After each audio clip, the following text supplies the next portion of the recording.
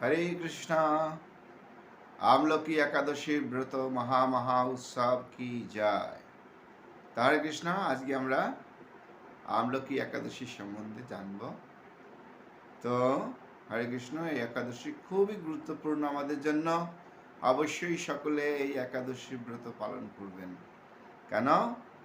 কারণ এই একাদশী পালন করলে আমরা বৈকুণ্ঠ গতি লাভ করতে পারব। তো একাদশী কেন পালন করব, একাদশী পালন করলে কি হয়, এবং একাদশীতে কি খাওয়া উচিত কি খাওয়া উচিত নয়, কিভাবে ব্রত করতে হয় এই সম্বন্ধে, এবং ব্রতের মাহাত্ম্য এবং সারা বিশ্বের পালনের সময় আমরা আপনাদেরকে জানিয়ে দেব। অবশ্যই আপনারা এই একাদশী ব্রত পালন করবেন। এই একাদশী 25 গোবিন্দ, 6 চৈত্র, 20 মার্চ, বুধবার গৌর একাদশী, আমলকি একাদশীর উপবাস। অবশ্যই সকলেই এই 20 মার্চ বুধবারে একাদশী ব্রত পালন করবেন।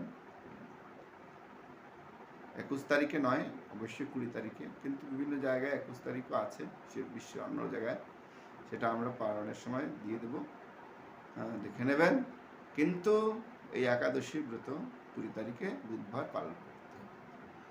তো অবশ্যই আপনারা আমার চ্যানেলটা সাবস্ক্রাইব করবেন এবং লাইক কমেন্টস করে আমাকে কৃপা করবেন।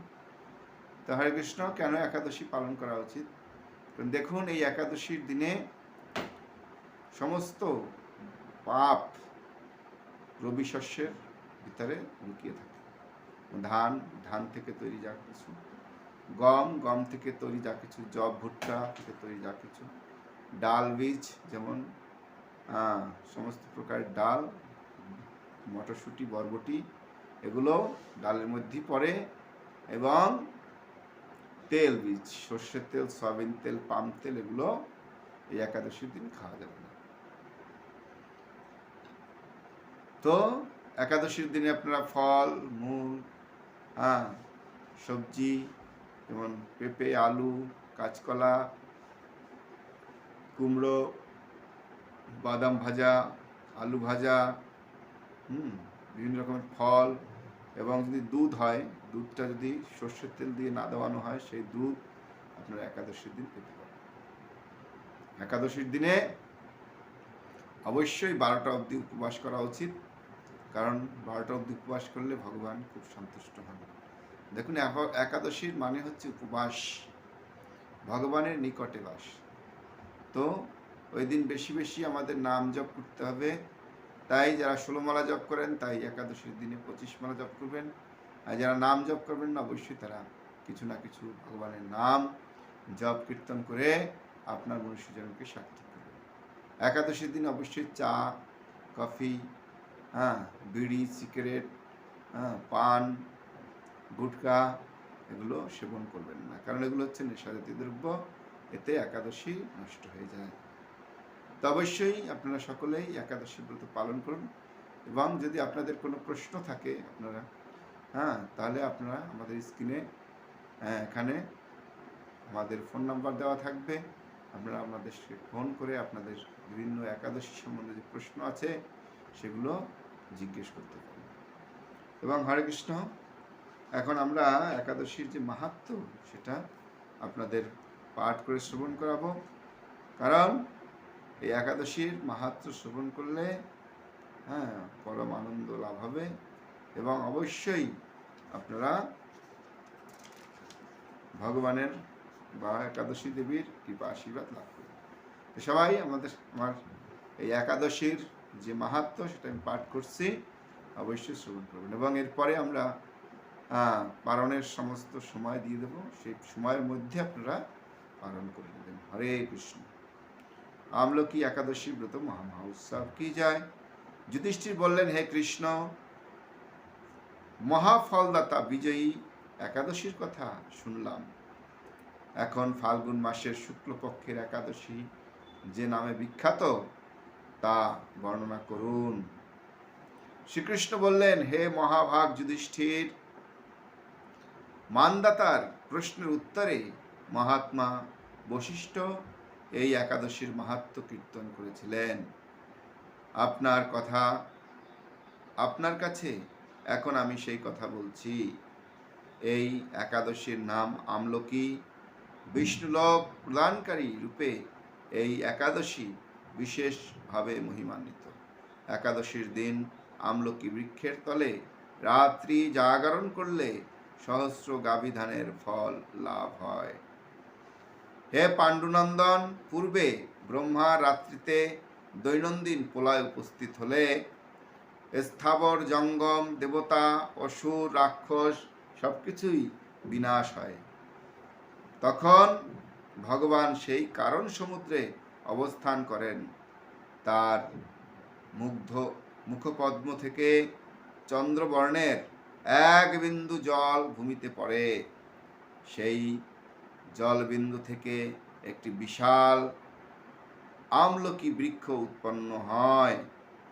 এই বৃক্ষের স্মরণ মাত্র গোদানের ফল দর্শনে তার দ্বিগুণ এবং এর ফল ভক্ষণে 3 গুণ ফল লাভ হয়। এই বৃক্ষে ব্রহ্মা, বিষ্ণু আর মহেশ্বর সর্বদা অবস্থান করেন। এর প্রতিটি শাখা প্রশাখা ও পাতায় ঋষি, দেবতা ও প্রজাপতিগণ বাস করেন।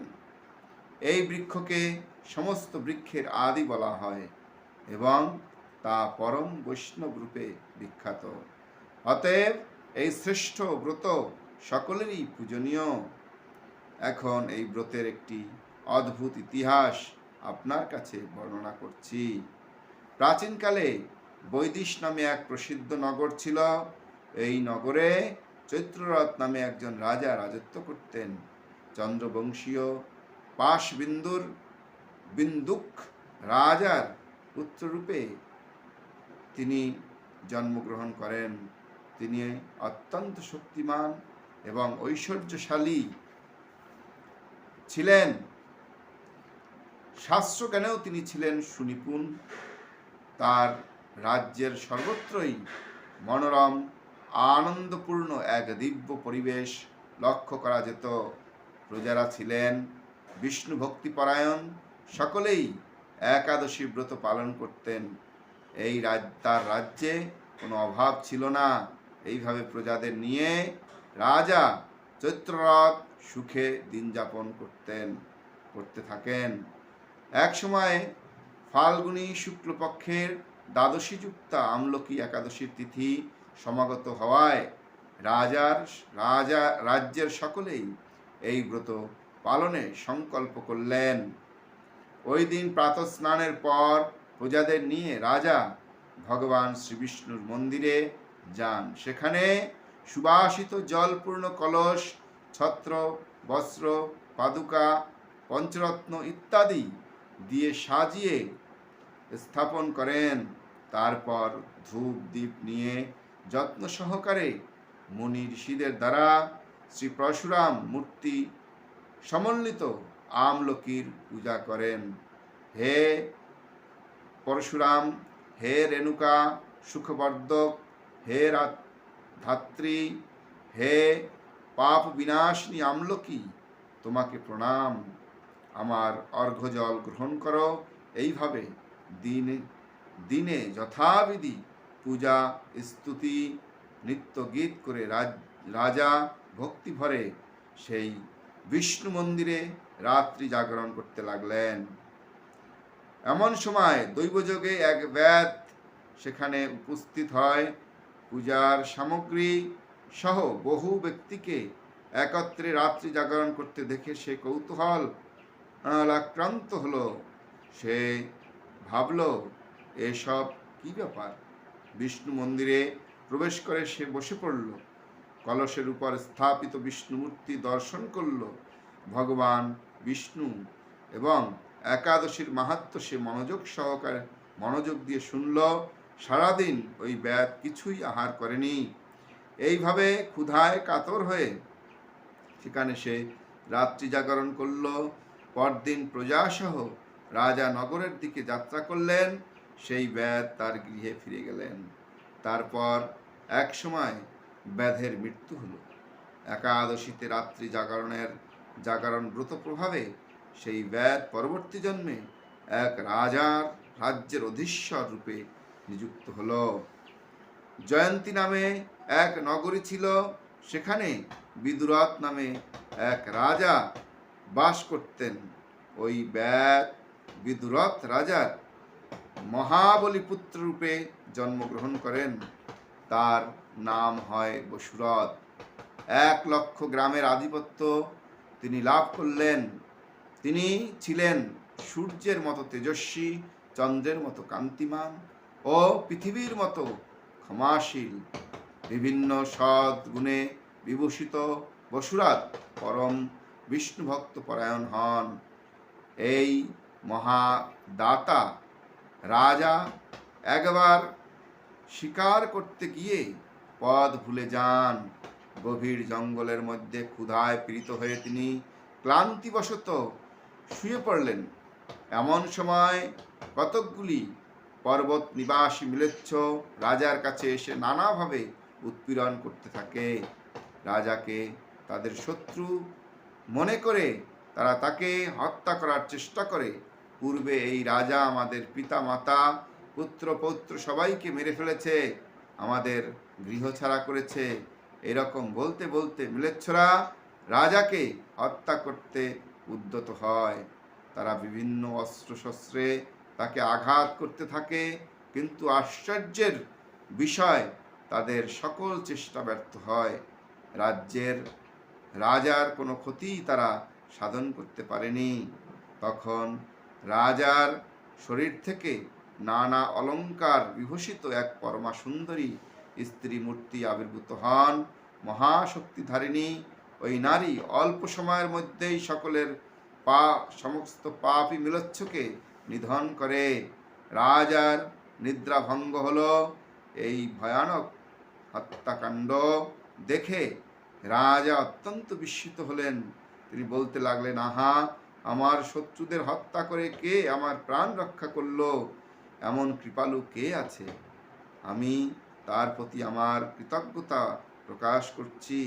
এমন সময় দৈববাণী হলেও ভগবান কেশব ব্যতীত শরণাগতকে রক্ষা করার আর কে আছে? তিনি শরণাগত পালক। দৈববাণী শুনে তিনি ভক্তিযুক্ত চিত্তে গৃহে ফিরে এলেন। তারপর প্রজাসহ মহাসুখে ইন্দ্রের মতো নিষ্কপট রাজ্য ভোগ করতে লাগলেন। বশিষ্ঠ বললেন, হে রাজন, যে মানুষ এই পরম উত্তম আমলকি একাদশীর ব্রত পালন করেন তিনি নিঃসন্দেহে বিষ্ণুলোক প্রাপ্ত হন। তো অবশ্যই আপনারা এই একাদশীর ব্রত পালন করবেন। এবং এখন আমরা এই একাদশীর যে পালনের সময় সেটা আপনাদেরকে বলবো, এবং আপনারা মনোযোগ দিয়ে শুনবেন। এবং এই পালনের সময় আপনারা পালনের এই যে সময়টা দেওয়া হয়েছে, খুব অল্প সময় এবার একাদশীর পালনের। যেমন যারা মায়াপুরে আছেন বা মায়াপুরে আশেপাশে আছেন তারা মাত্র 42 মিনিট, 9টা থেকে 9:42-এর মধ্যে আপনাকে পালন করতে হবে। খুব অল্প সময়, তাই অল্প সময়ের মধ্যে আপনারা সঠিক সময়ে জগন্নাথের অন্নভোগ প্রসাদ বা আপনি ভগবানকে ভোগ লাগিয়ে বাড়িতে অন্নপ্রসাদ বা যে কোনো রুটি, ছোলা, এগুলো আপনারা গ্রহণ করতে পারেন। তাহলে আপনার একাদশী পালন হয়ে যাবে। এবং পালনের মন্ত্র, সংকল্প মন্ত্র সব আমরা দিয়ে দিয়েছি, আপনারা দেখে নিন। তো আমার পালনের সময়গুলো বলে দিচ্ছি এবং স্ক্রিনে আমি দিয়ে দেবো সারা বিশ্বের পালনের সময়গুলো, সেগুলো আপনারা দেখে নেবেন। হরে কৃষ্ণ। যে যেখানে আছেন আশেপাশে সবাই দেখে নেবেন। তো পালন হবে 21শে মার্চ। তো 21শে মার্চ মায়াপুরের আশেপাশে যারা আছেন তারা 9টা থেকে 9:42 মধ্যে পালন করবেন। ইম্ফলে যারা আছেন তারা 9টা থেকে 9:20-র মধ্যে পালন করেন। এখানে খুব 20 মিনিট সময় আছে। যারা গুয়াহাটিতে আছেন তারা 9টা থেকে 9:28-এর মধ্যে পালন করবেন। গুয়াহাটি, আসাম, ত্রিপুরা এরা একই সময় পালন করবেন। তো যারা কলকাতা এবং তার আশেপাশে আছেন তারা 9টা থেকে 9:42-এর মধ্যে পালন করবেন। যারা ভুবনেশ্বরে আছেন তারা 9টা থেকে 9:52-র মধ্যে পালন করবেন। যারা পাটনায় আছেন তারা 9টা থেকে 9:55-র মধ্যে পালন করবেন। হ্যাঁ, যারা কাঠমান্ডুতে আছেন, নেপাল, ভুটান, এরা সবাই 9:15 থেকে 10টা 9-এর মধ্যে পালন করবেন। চেন্নাই যারা আছেন তারা 9টা থেকে 10:34-এর মধ্যে পালন করবেন। যারা নাগপুরে আছেন তারা 9টা থেকে 9:19-এর মধ্যে পালন করবেন, 10:19-এর মধ্যে পালন করবেন। যারা বৃন্দাবন এবং তার আশেপাশে আছেন তারা 9টা থেকে 10:42-এর মধ্যে পালন করবেন। যারা নিউ দিল্লিতে আছেন তারা 9টা থেকে 10:26-এর মধ্যে পালন করবেন। যারা হায়দ্রাবাদে আছেন তারা 9টা থেকে 10:21-এর মধ্যে পালন করবেন। যারা ত্রিবন্দমে আছেন তারা 9টা থেকে 10:28-এর মধ্যে পালন করবেন। যারা কলম্বোতে আছেন তারা 9টা থেকে 10:16-এর মধ্যে পালন করবেন। যারা ব্যাঙ্গালোরে আছেন তারা 9টা থেকে 10:25-এর মধ্যে পালন করবেন। যারা মুম্বাইতে আছেন তারা 9টা থেকে 10:44-এর মধ্যে পালন করবেন। যারা আহমেদাবাদে আছেন তারা 9টা থেকে 10:45-এর মধ্যে পালন করবেন। যারা উদামপুরে আছেন তারা 9টা থেকে 10:35-এর মধ্যে পালন করবেন। যথাসময়ে আপনারা একাদশী পালন করবেন এবং আমাকে কৃপা করে একটা লাইক, কমেন্টস বা শেয়ার করে দিতে পারেন ভক্তদের মধ্যে এবং চ্যানেলটা সাবস্ক্রাইব করুন। হরে কৃষ্ণ। একাদশী ব্রত মহোৎসব কি